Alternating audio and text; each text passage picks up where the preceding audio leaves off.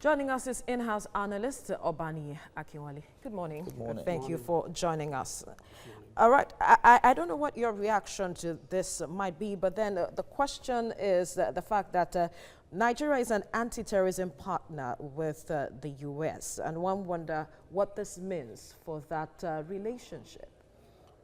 If you look at the Nigeria in the international scene, sometimes we try to play big, and in fairness, we're not yet there.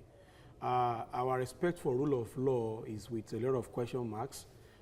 If you look at the life expectancy, the government participation, the political environment, the democracy as it were, the last time President Buhari was with President Trump, there are some accusations about how Christians are being treated.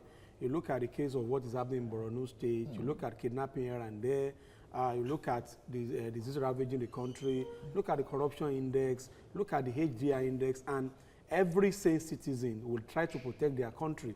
And you recall vividly that when President Trump took over the aims of affairs in America, what he said is America and American first. So you try as much as possible to guide against any individual or country that would jeopardize what you stand for as a country. And it's not coming to me as a surprise, because if you look at the way we have been generating lately as a country, in terms of our democratic tenets, in terms of our respect for human existence, there is no saner climb that will allow what is happening to us. That is one. Then again, we also have to look at it from the angle of business.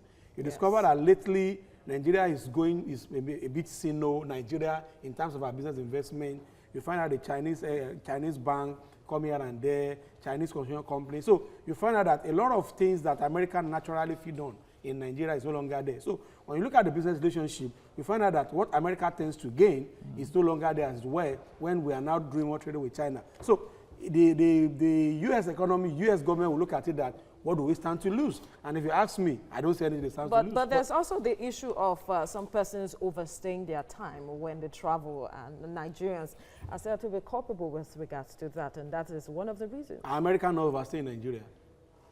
So these are questions we need to ask ourselves. Are Americans not overstaying Nigeria? Are Americans are not coming to Nigeria without being licensed? It happens all over the world. And again, U.S. also should be careful with the fact that when you talk about people, U.S. has a charter that says life for all, people who want to run for asylum and what have you. So when you find out that the economy is not doing well, a lot of people, there is tendency to be migration to those areas where they have settlement. Then again, if that is happening, I think rather than banning people from coming to the country, they need to tighten their immigration law. They need to tighten the borders, because people are not coming in through the air. They are not using Amotekun Egbe, but they are using the aircraft, they are using the waterways to come into the country. So they need to firm up how do these people leave their countries and come into U.S. So beyond all of this now, is it enough? Of course, what is the implication of this, not to Nigeria itself, but to the U.S., because from available journals and statistics, excuse me, migrants made the U.S. what it is at this point. Productive migrants. Productive migrants. Productive migrants make U.S. what it is now. And you find out that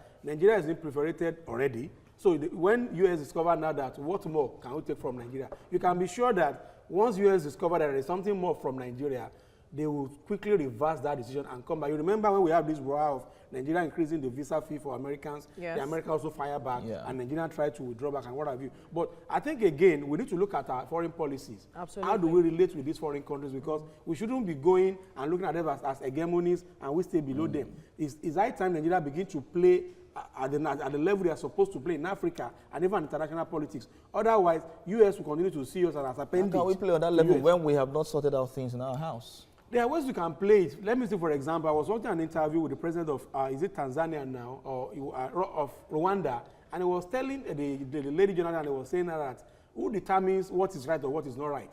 How many people are on the Wall Street begging for money every day? How many people are in Washington sleeping on the street? So it's the way we pretend. If you want to make Nigeria look like what is happening in Banana Island in Lekki, we can all do that. So it's high time we need to have better PR rather than asking US, UK to come to Nigeria and go to Morocco and show the battle. Let us also be showing the good side and tell them what we are doing. Then again, it's high time we stop borrowing.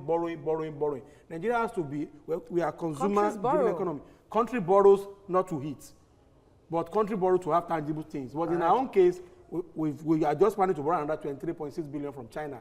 I hope by the time our generation after us comes, they are not going to be start paying. And you discover that this borrowing, they've discovered that you find out that most of the corruption cases we have in court are government officials siphoning those money that were borrowed. So they've seen us as jokers, and that's why they can come up and say they want to restrict us from going. And don't forget, we also have travel ban on our neighboring countries in Africa. So we also be mindful of that. We'll leave it here now, Obaniyi Akinwale. Thank you for your time on TVC Breakfast.